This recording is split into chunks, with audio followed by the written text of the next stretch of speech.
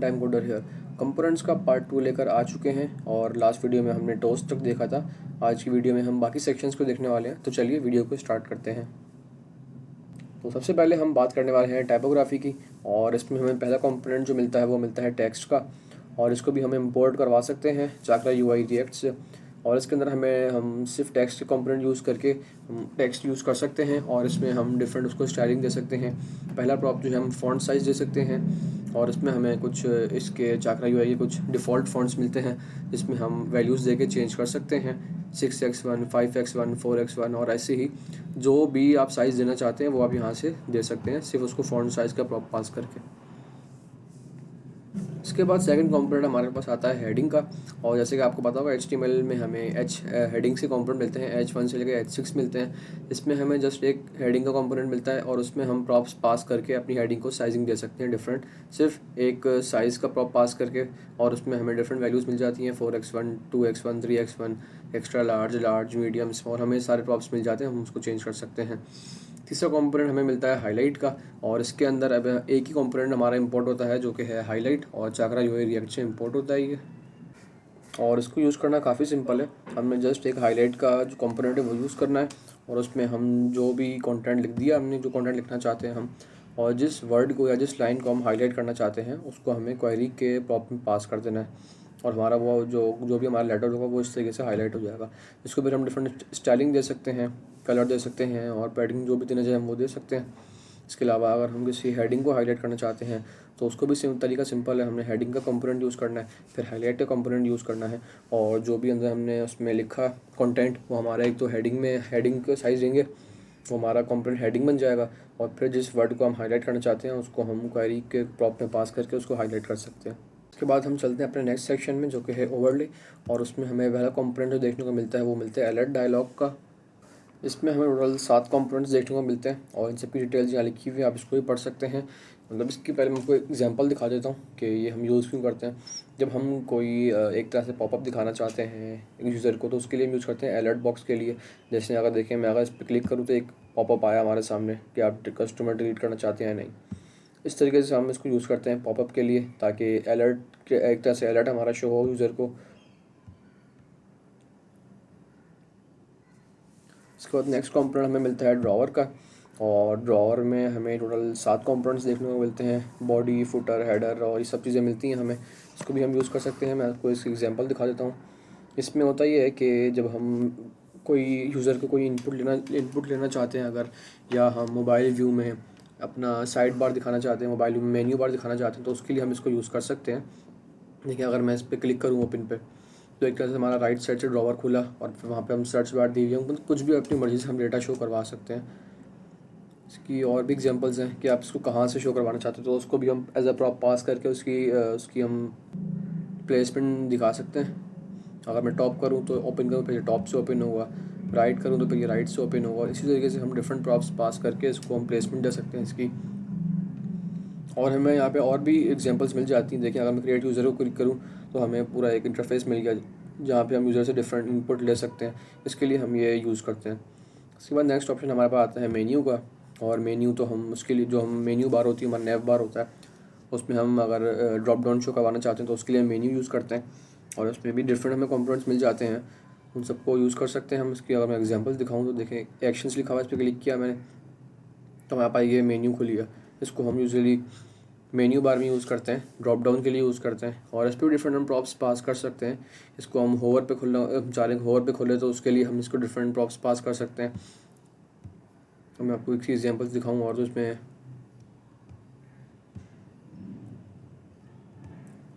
मैं बहुत सारी एग्जांपल्स मिल जाती हैं इसमें। अगर हम इसमें इमेज ऐड करना चाहते हैं तो उसके लिए भी हमें एक कंपोनेंट मिल जाता है, उसको यूज़ कर सकते हैं हम इसके अंदर। अब ये भी मैं अगर हम आइकन यूज़ करना चाहते हैं किसी टेक्स्ट की जगह पे, ताकि उसको क्लिक करने से हमारे बाकी कंपोनेंट्स जो हैं वो शो हो जाएं। देखिए, मैंने क्लिक किया और इसमें हमें यहाँ पे आइकन्स भी शो हो रहे हैं। हम आइकन्स भी शो करवा सकते हैं टेक्स्ट की जगह पे, और इसलिए हम यूज़ करते हैं। इसके बाद नेक्स्ट कंपोनेंट हमारा आता है मॉडल का, और इस मॉडल में भी हमारे पास 7 कंपोनेंट्स इंपोर्ट होते हैं, और ये कंपोनेंट भी हम एक तरह से पॉपअप के लिए ही यूज़ करते हैं, लेकिन इसमें हमें कुछ और डिफरेंट फंक्शनैलिटी मिल जाती है। मैं आपको दिखाता हूँ। अब देखिए, मैंने इस पर क्लिक किया तो हमें एक पॉपअप आया, सही है, और साइड पे क्लिक किया तो क्लोज़ हो गया। इसके बाद अगर इसका नेक्स्ट एग्जांपल दिखाऊं तो इसमें भी वही है, लेकिन अब देखिए पीछे मैं इसको स्क्रॉल नहीं कर सकता, ठीक है। लेकिन अगर मैं इससे नेक्स्ट एग्जांपल दिखाऊं तो इसमें देखिए मैं पीछे स्क्रॉल कर सकता हूँ आराम से। तो ये हम इसमें फंक्शनैलिटी ऐड कर सकते हैं। और भी है, इसमें और भी फंक्शनैलिटी ऐड कर सकते हैं, हम यूज़र से इनपुट भी ले सकते हैं इसमें, तो इसलिए हम यूज़ करते हैं। इसके बाद हमें नेक्स्ट कंपोनेंट मिलता है पॉप ओवर का, और इसके अंदर हमारे टोटल 8 कंपोनेंट्स इंपोर्ट होते हैं। ये कंपोनेंट्स भी हम पॉपअप के लिए ही यूज़ करते हैं, लेकिन इसमें हमें कुछ डिफरेंट फंक्शनलिटी देखने को मिलती है। इससे पहले जो हम बाकी हमने पॉपअप्स देखे उसमें हमारी जो पीछे की स्क्रीन थी वो ब्लैक हो रही थी, और हम पीछे की स्क्रीन पे कुछ चेंजेस नहीं कर सकते थे, और उसमें हमारा फोकस नहीं होता था। लेकिन इसमें अगर मैं आपको दिखाऊं तो इसमें हमें एक छोटा सा पॉपअप देखने को मिलता है, और पीछे हमारी पूरी स्क्रीन जो है वो वाइट है, और हम उस पर फंक्शनलिटी कर सकते हैं। इसी में हमें डिफरेंट एग्जांपल्स मिल जाती हैं। हम पॉपअप के अंदर बटन भी ऐड कर सकते हैं, उसकी भी एग्जांपल मिल जाएगी आपको, लेकिन इसमें बटन ऐड किया हुआ है। इसके बाद जो हमारा नेक्स्ट कंपोनेंट आता है वो आता है टूल टिप का, और इसके अंदर हमारा एक ही कंपोनेंट इंपोर्ट होता है। ये हम इसलिए यूज़ करते हैं जब हम किसी भी अपने बटन पे या किसी भी कंटेंट पे होवर करते हैं तो हमारे पास कुछ कंटेंट शो होता है। देखिए अगर मैं इस पर से होवर करूँ तो वहाँ पर लिखा हुआ आ रहा है होवर मी, और इस पे ओवर करूँ तो कुछ अलग आएगा, और आइकन पे भी हम इसको ऐड कर सकते हैं। इसी तरीके से हम कोई भी अपना कंटेंट शो करवाना चाहते हैं होवर करके, तो उसके लिए हम ये वाला कंपोनेंट यूज़ करते हैं। इसके बाद चलते हैं हम अपने नए सेक्शन डिस्क्लोजर की तरफ, और इसमें हमें पहला कंपोनेंट जो देखने को मिलता है वो मिलता है अकॉर्डियन, और इसमें टोटल हमारे 5 कंपोनेंट्स इंपोर्ट होते हैं।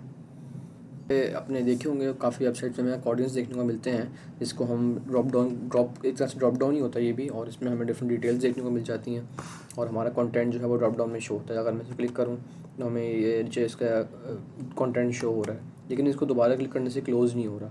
इसकी भी एक प्रॉपर्टी यूज़ प्रॉप पास करके हम इसको भी अपने सेट कर सकते हैं। और इसकी नेक्स्ट एग्जांपल में देखें, पहले से ही ये एक हमारा जो कंटेंट था वो ओपन हुआ था, ये भी हम इसको फंक्शनलिटी दे सकते हैं, और इसको हम ओपन क्लोज भी कर सकते हैं। और डिफरेंट इसमें हम प्रॉप्स पास करके इसको हम अपनी मर्ज़ी से इसको हम अलाइन कर सकते हैं। इसके बाद नेक्स्ट हमें कंपोनेंट मिलता है टैब्स का, और टैब्स में हमारे टोटल 5 कंपोनेंट्स इंपोर्ट होते हैं। ये हम एक ही पेज पे डिफरेंट टैब्स को शो करवा सकते हैं, मतलब कि जैसे देखें 1 हम इसमें अपने कंटेंट डाल सकते हैं, जब हम 2 में जाएँ तो उसमें अलग कंटेंट डाल सकते हैं, 3 में जाएँ तो उसमें हम अपना डिफरेंट कंटेंट डाल सकते हैं। इसके लिए हम ये टैब का कंपोनेंट यूज़ करते हैं, और इसमें भी हमें डिफरेंट फंक्शनैलिटी देखने को मिल जाती है कि आप क्या स्टाइलिंग देना चाहते हैं। इसमें बैकग्राउंड कलर मिल गया और कलर मिल गया हमें इसमें।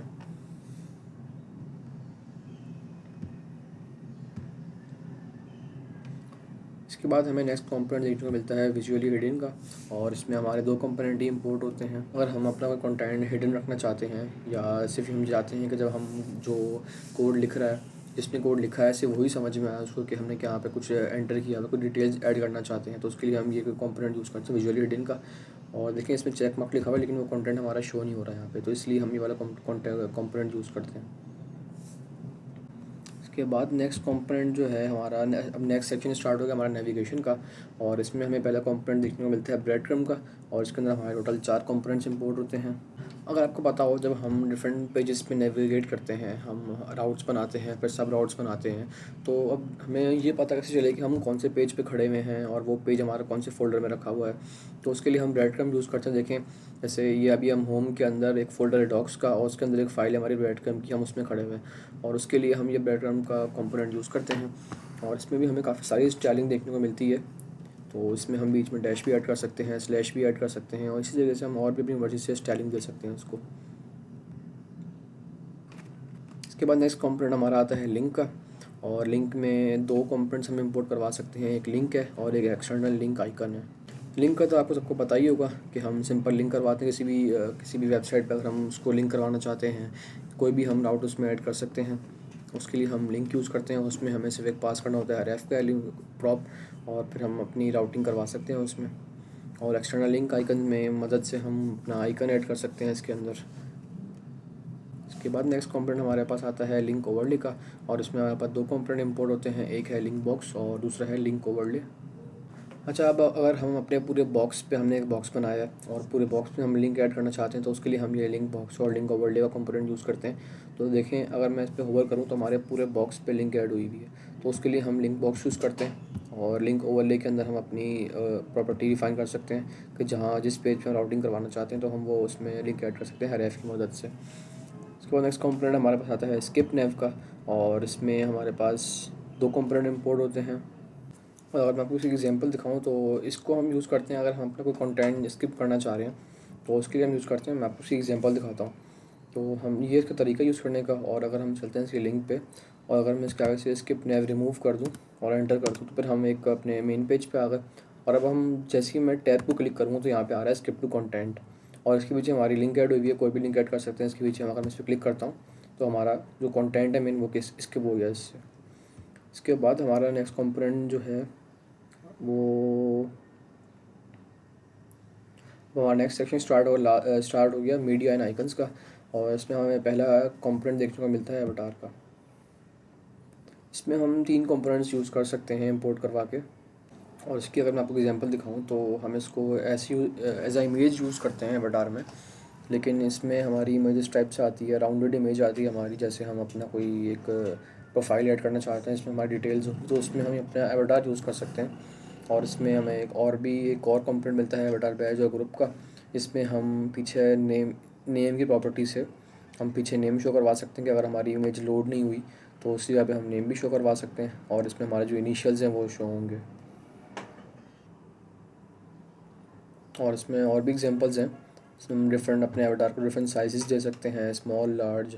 और ये हमारा एक प्रॉपर्टी आती है फॉल बैक की, कि अगर हमारी जो हमने इमेज ऐड की है उसकी लिंक डैमेज हो जाती है या हमारी इमेज लोड नहीं हुई तो उसकी जगह पे जो हमने नेम लिखा होगा हमने उसकी इनिशियल्स हमारे शो होंगी, नेम की प्रॉपर्टी शो होगी। अगर हमने नेम की प्रॉपर्टी नहीं दी हुई तो उसकी जगह पे हमारा डिफ़ॉल्ट एक इमेज है वो शो होगी। हम अपने अवतार को कस्टमाइज़ भी कर सकते हैं, डिफरेंट कलर्स दे सकते हैं उसमें। और इसमें हम ये ऑनलाइन ऑफलाइन के जो आइकन है ये भी शो करवा सकते हैं, इसके लिए प्रॉपर्टी मिल जाएगी आपको। इसके बाद चलते हैं हम अपने नेक्स्ट कंपोनेंट में, और नेक्स्ट कंपोनेंट हमें मिलता है आइकन का। अच्छा, आइकन हम आइकन्स के लिए एक थर्ड पार्टी पैकेज इंस्टॉल करना पड़ता है चाकरा का, NPM चाकरा UI आइकन्स।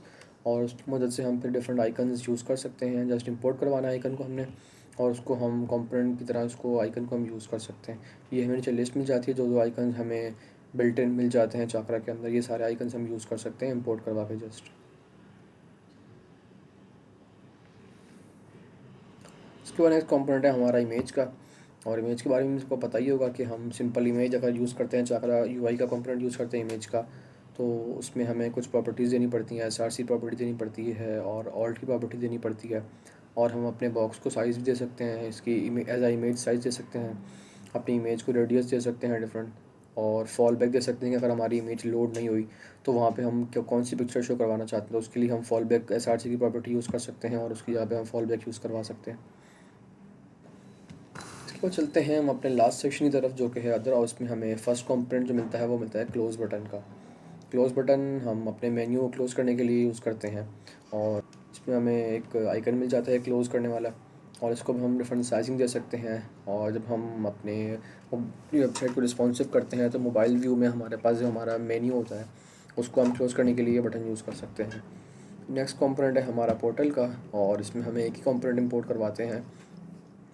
इस कंपोनेंट की मदद से हम अपना रिएक्टरी रेंडर करवा सकते हैं, और इससे हमारा कंटेंट ऐसे शो हो सकता है। नेस्टेड पोर्टल भी यूज़ कर सकते हैं हम इसके लिए। फिर हमारा नेक्स्ट कंपोनेंट आता है शो हाइड का, और इसमें हमें दो ही कंपोनेंट इंपोर्ट होते हैं, एक होता है शो का, एक होता है हाइड का। ये हम रिस्पॉन्सिवनेस के लिए यूज़ करते हैं, और जैसे हम इसको जैसे हम डिस्प्ले नन देते हैं अपने किसी कंपोनेंट को, वैसे हम शो हाइड की प्रॉपर्टी यूज़ करके हम अपने ब्रेक पॉइंट डिफाइन करके उसमें हम शो हाइड की प्रॉपर्टी यूज़ करके हम उसको शो करवा सकते हैं, या अगर हम हाइड करवाना चाहते हैं तो उसको हम हाइड भी करवा सकते हैं। इसके बाद हमें कंपोनेंट देखने को मिलता है ट्रांजिशंस का, और ट्रांजिशन हमें चाकरा में बिल्ट इन मिल जाती हैं फ्रेमर मोशन की, और इसको भी यूज़ करने का तरीका है। इसमें हमें 4 एनिमेशंस मिलती हैं, fade, scale fade, slide fade. इसकी अगर मैं आपको एग्जांपल दिखाऊं, और अगर मैं फेड ट्रांजिशन पे क्लिक करूं तो हमें एक मतलब स्लो हमारे पास जो है हमारी ट्रांजिशन आई। क्लिक हमें स्केल फेड ट्रांजिशन में हमें एक और डिफरेंट एनिमेशन देखने को मिलती है। स्लाइड ट्रांजिशन में हमें नीचे से कंटेंट आते हुए दिखता है, और इसी तरीके से स्लेट फेड ट्रांजिशन में भी हमें वैसा ही दिखेगा, और इसकी थोड़ी स्पीड भी हम दे सकते हैं। तो अब हम अपनी वीडियो को यहीं तक रखते हैं। इस वीडियो में हमने सारे कंपोनेंट्स के बारे में बात कर ली, और उम्मीद है आपको काफ़ी हेल्प हुई होगी इन कंपोनेंट्स से। मिलते हैं नेक्स्ट वीडियो में, तब तक के लिए अल्लाह हाफ़िज़।